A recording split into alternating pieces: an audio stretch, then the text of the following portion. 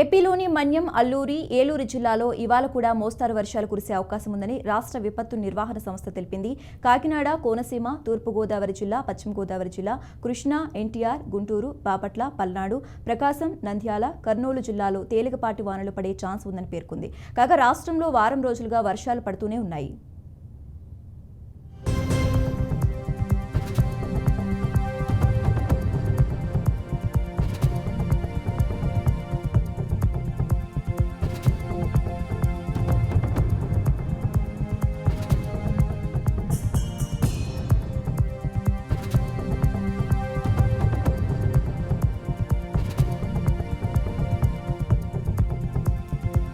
రాష్ట్ర వ్యాప్తంగా అన్ని జిల్లాల్లోనూ ఇవాళ బలమైన గాలులతో కూడిన వర్షాలు కురిసే అవకాశం ఉందని వాతావరణ శాఖ తెలిపింది. నిన్న కొమరంభీం, ఆసిఫాబాద్ జిల్లా సిరిపూర్లో అత్యధికంగా 4.8 సెంటీమీటర్ల వర్షపాతం నమోదైంది.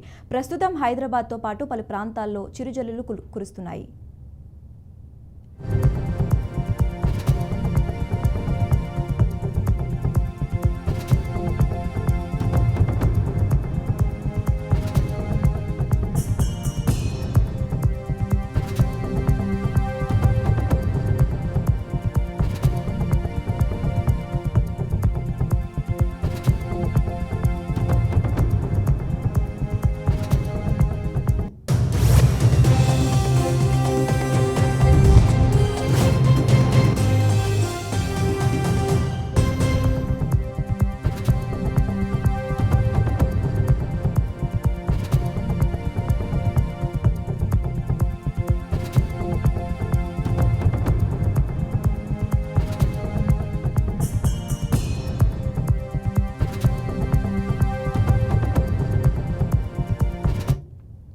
రైట్, ఇక వర్షాలకి సంబంధించి మరింత సమాచారం మా ప్రతినిధి సాంబశివరావు ఫోన్ ద్వారా అందిస్తారు. Sambasivarao, good morning సుశ్రేఖ.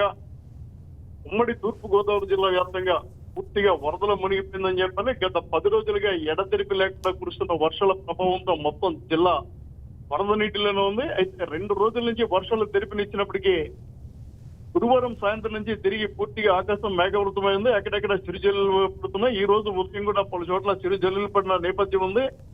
ఏదైతే ధవళేశ్వరం వద్ద 1వ ప్రమాద హెచ్చరికలో వరద ఉంది. ఇంకా వరద ముఖం కుప్పేట్లోనే లంక గ్రామాలు, అదే విధంగా ఏజెన్సీ గ్రామాలు ఉన్నాయి. వరద దోపిడీలతో ప్రజలు తీవ్ర ఇబ్బందులు పడుతున్నారు. దీనికి తోటి ఎమ్మెల్యేలంతా కూడా అసెంబ్లీ సమావేశాల్లో ఉండడంతో మళ్ళీ ఎవరినూ పట్టించుకోలేదని బాధ వారిలో కనిపిస్తుంది.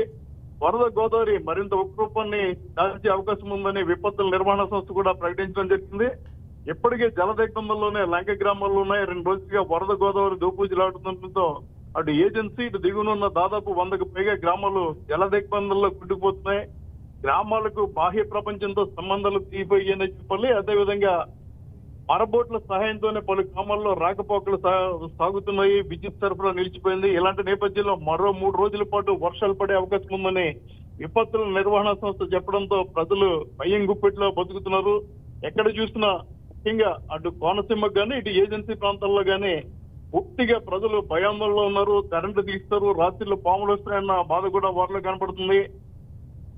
కోనసీమకు సంబంధించి పి గన్నవరం, మామిడిగుదురు మండలాల్లో వరద ప్రభావిత గ్రామంలో పర్యటించడం జరుగుతుంది. మొత్తం మీద ఇటు కాకినాడ, బిఆర్ అంబేద్కర్, కోనసీమ, తూర్పు గోదావరి జిల్లాల ప్రజలు అటు వరదలకు, ఇటు మరో 3 రోజుల పాటు చేసిన వర్ష హెచ్చరికలకు భయాందోళనకు గురవుతున్నారు. Okay, right, thanks for updates Sambasivarao.